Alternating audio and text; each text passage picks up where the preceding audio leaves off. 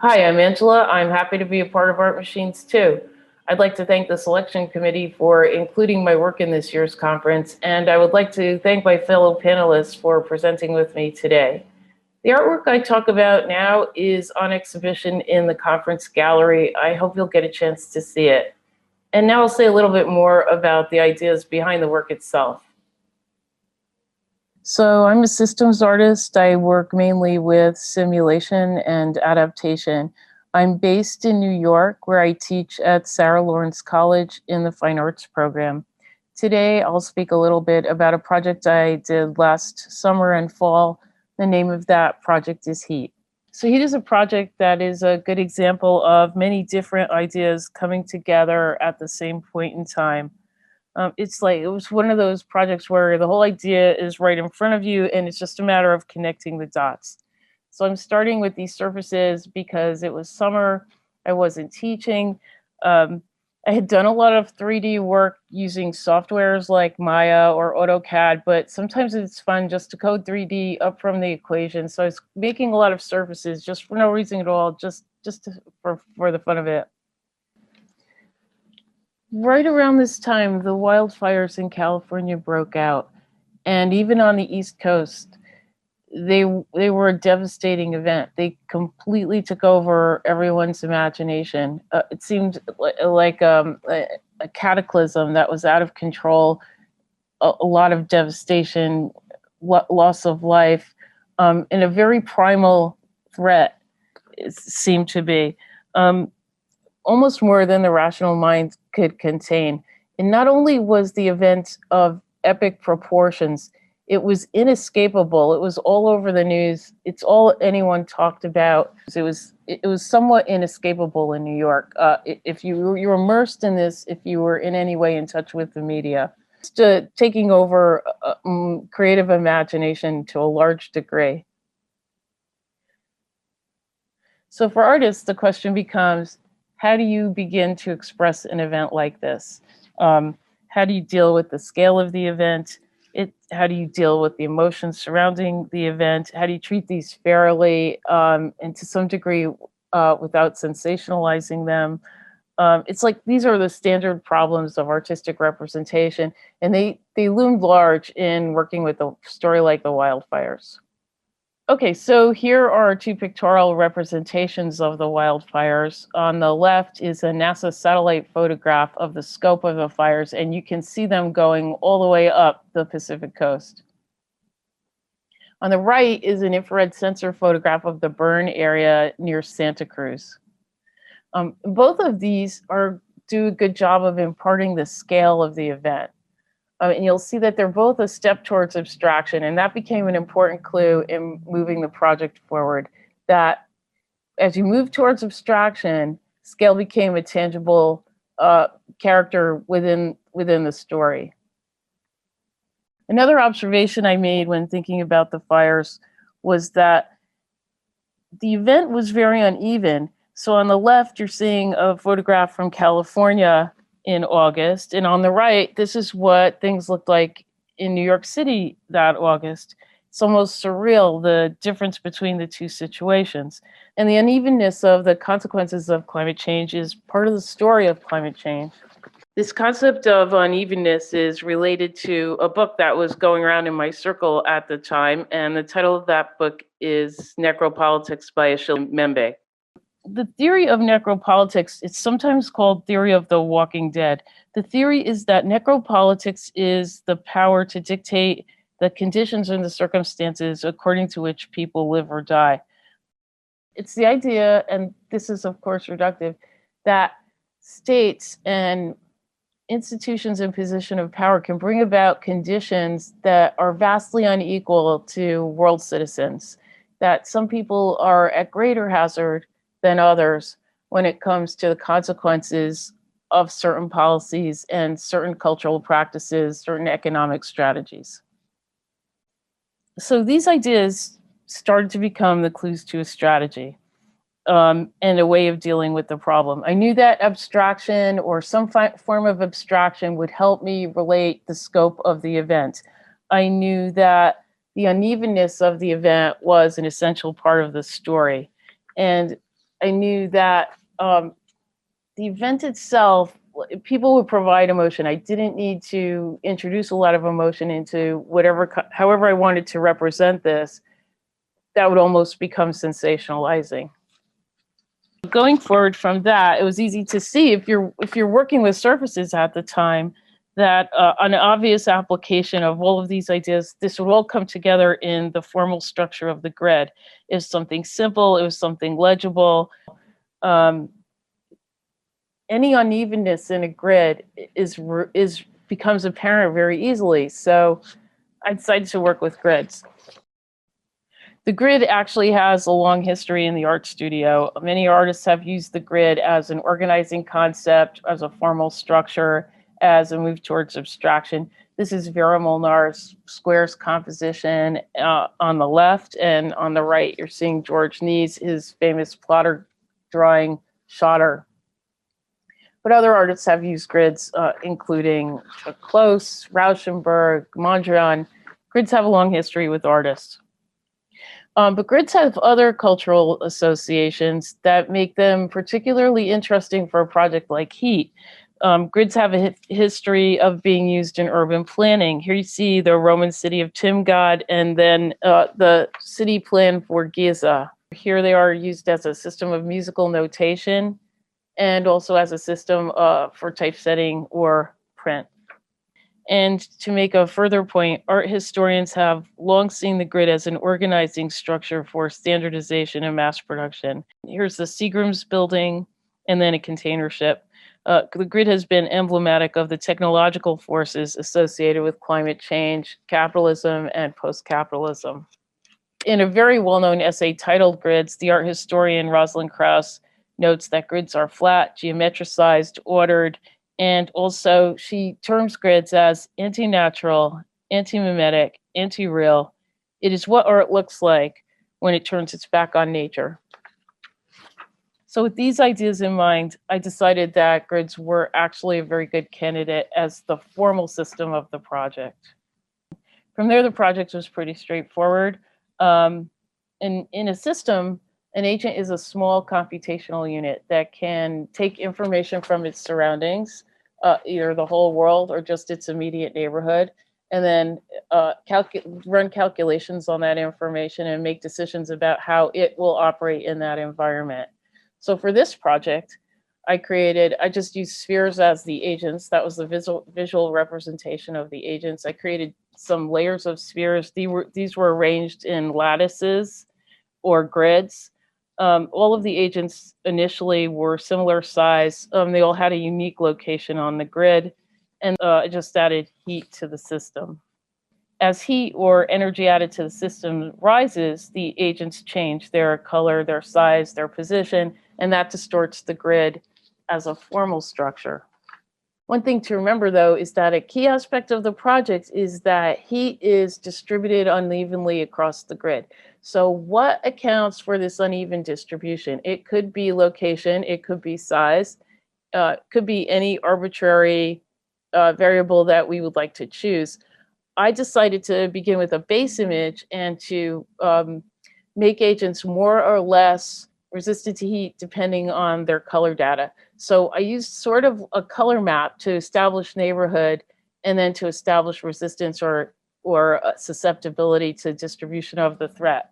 From there, it's just a matter of setting the systems up and letting them run, letting heat rise over time. So here you'll see some side-by-side images of grids that started on a base image with color as the key to how resistant agents would be to heat as it's introduced into the system.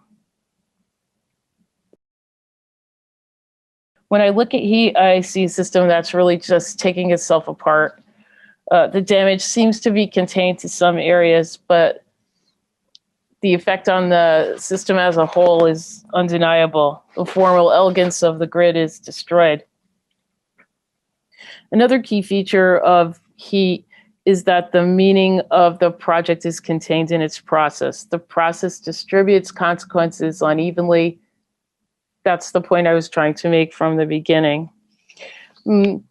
Systems lacks the materiality of paint or plaster or working with printmaking. But what it does give you is it gives you process. You're able to create a process that is expressive, eloquent, and I think speaks to many more complex issues in some ways. Here also, I could show you animations, but if you look at the surface of these artworks, it's pretty satisfying. The eye has to travel, and an animation that is happening because of time. You're doing your traveling in time. But here in heat, the surface acts as a painting. You can keep looking and looking and looking at the surface. So it's like visually, the project was very satisfying. Just to summarize, we've been talking about a project called Heat. It's a computer simulation that addresses some of the concepts of climate change. Heat contains two important ideas. The first one is that with climate change, one location can appear perfectly fine while significant damage is occurring elsewhere. The second idea is that even if a small part of the system is damaged, it affects the beauty of the whole. Thanks for listening to this description of heat and giving me the opportunity to share these ideas with you. I'd love to speak with you further if you have questions about the project or my practice, anything like that. Okay, thank you again. Okay, so again, we'll keep the chat box on for 1 minute. But I think, if people have questions, you can also just voice questions.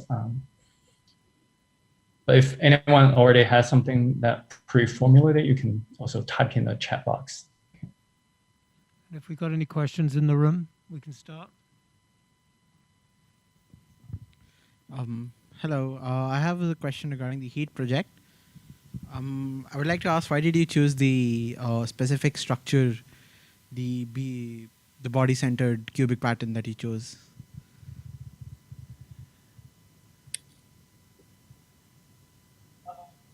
Why did I choose this? I think, Angela, you have to turn your volume up again. No, yeah. Really, it's sorry about that. Why did I choose the specific structure of the grid? Yeah. You can't hear. Can you hear me? Yes. Yeah. Speak closer to the mic. Sorry. Yeah, I'm talking about how you chose to place your agents with this. Hi. Could you ask the question again? Why I chose the grid? I chose the grid because of it's very legible and it has a long connection with industrial economies. So that is why I chose the structure of the grid. I meant how you place the agents, not exactly the grid. You could have chosen to, in your grid structure, you have placed one agent exactly in the center of a box or the square. What happens if you place it on one of the edges? Hello? Are you able to hear me, Bo? Yeah? Did you hear the question? The sort of question is about the placement of the agents on the grid and how you selected where to place your agents. There's something really wrong here. I just said how great this is because I said technically. Okay, can you hear me? Are you able to hear me? Yes, we can hear you. Can you hear me? Okay, great. Yeah, it's like I brought some bad luck onto the conference by saying how well it was doing technically. I cursed our panel session. So the question is how you placed the agents, why you placed the agents where you did on the grid. That was the question. Okay, I see. I'm not sure. So a grid is a grid. So the agents are set on in a grid, just equidistant. So they're not really placed. They're following the formal structure of the grid. So maybe I'm not really understanding the question, but the grid determined their placement.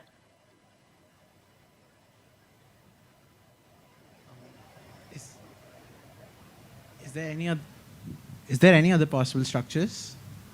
Oh, yeah, sure. Absolutely. But they wouldn't have the same association with industrialization, maybe, as a grid has. But of course, you could set up any kind of 3D model and then just use spheres to delineate certain points on the model, and you would have a similar shape. So you could use a sphere itself, or you could use any structure you'd like to. Might not be as legible though, right? For people to understand distortion, you need to, in your own mind, it's almost allegorical. You need in your own mind to have a representation of what normalcy is, and the grid provides that kind of. Thank you. You're welcome. Thanks for the question. There's a question in the chat box to Angela. One, how do you curate the images? And two, what printing techniques did you use? Okay, thanks. Printing is just C-print. It's an inkjet archival print. And so the trick with printing these is just to get to really be exacting about color as you go through like several stages of printing. How I curated the images. I made a lot of these, and you're just looking for difference, right? You're looking for this grid behaves this way, starting with this space image, and this grid behaves another way. So I think I was just looking for variety across the whole series of renders.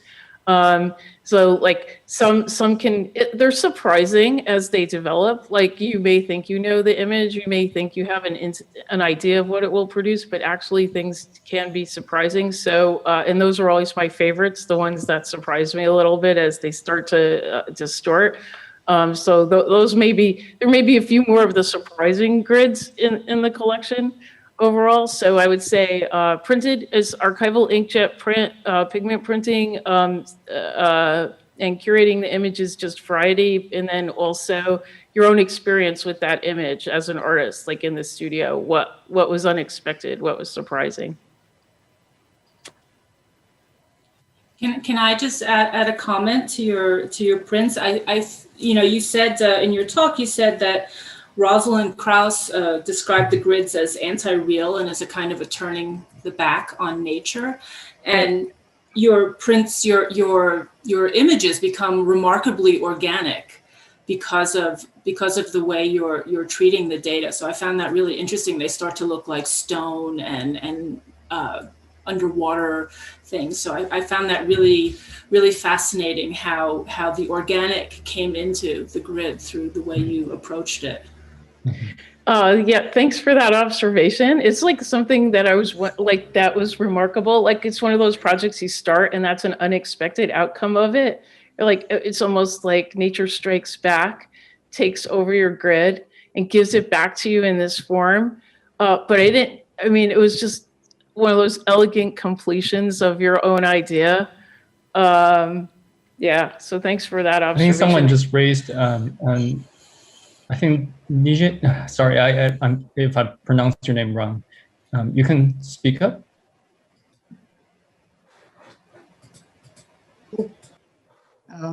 You hear me, guys? Yes. Okay.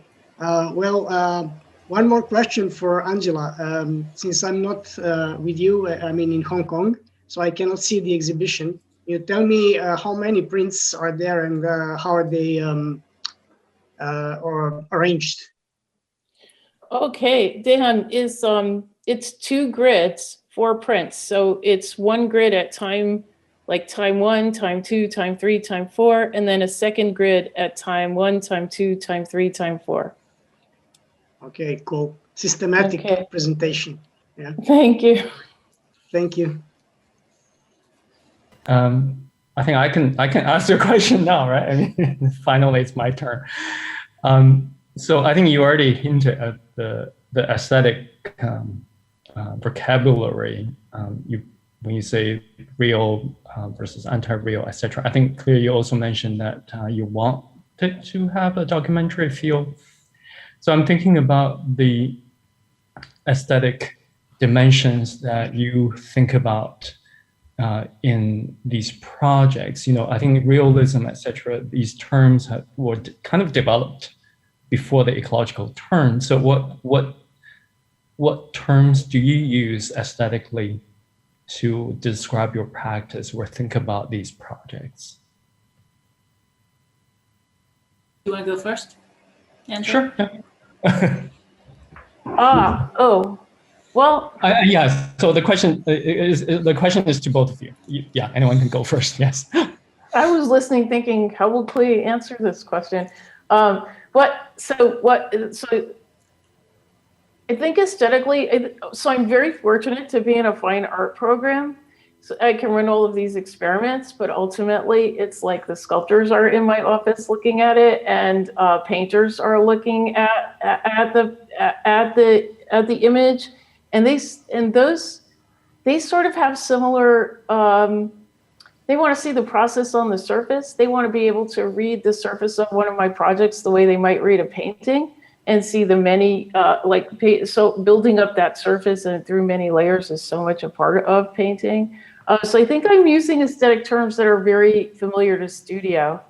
And I think it's interesting to be in the middle, I would say, because the rigors of science are in one area, and the rigors of studio is just as rigorous, but in completely different areas, points in the project, and completely different hierarchy. So you're constantly going back and forth, and on the good projects, they inform each other,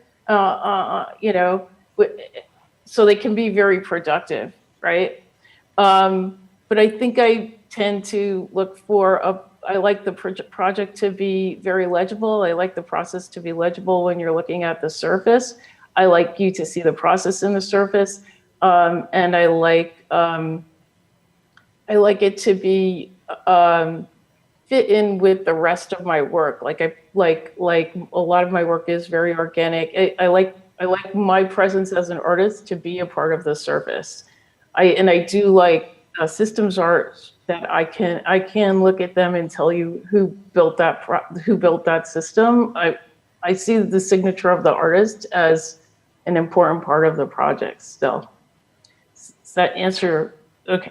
So then, and now I'm interested to see what Clea's of course. Ideas are.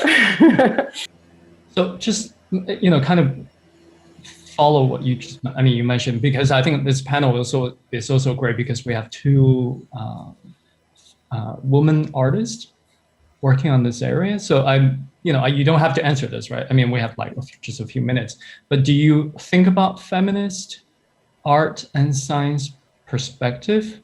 I mean, when we put these things together, right? Feminist art, science, climate change. Do you consciously think about this? Maybe we start with Angela. Just quickly. I mean, we have a few minutes. Maybe not so much on this project, although scale, to pick up on that scale was a huge problem initially in this, but a feminist system is very interesting to me, or a small system that enacts certain types of vectors or modes of behavior that you see going on in society. Those ideas are interesting, and maybe in other projects I've pursued them a little bit more. Yes. So the answer is yes. This probably isn't the best instance of what you're asking, though. This particular project here, I was more trying to connect to industry and how can I show that it's huge, it's big, Mm-hmm. But anyway, it's really, for me personally, it's really great to hear your presentations, and I think it touches on so many important and big questions too. It's so like a panel like this. It's always a chance just for people to start thinking about these, and I look forward to future opportunities to learn more about your work. Thank you so much. I think this was a great team of presentations here, so I appreciate everything. Thank you. Yeah, thanks a lot. Thanks to everyone who asked questions, participate. Okay. Yeah. And good night to you. Good morning to you. Good night. Thanks for sticking with this so long. Okay. Bye-bye. Okay. Yeah. Bye-bye.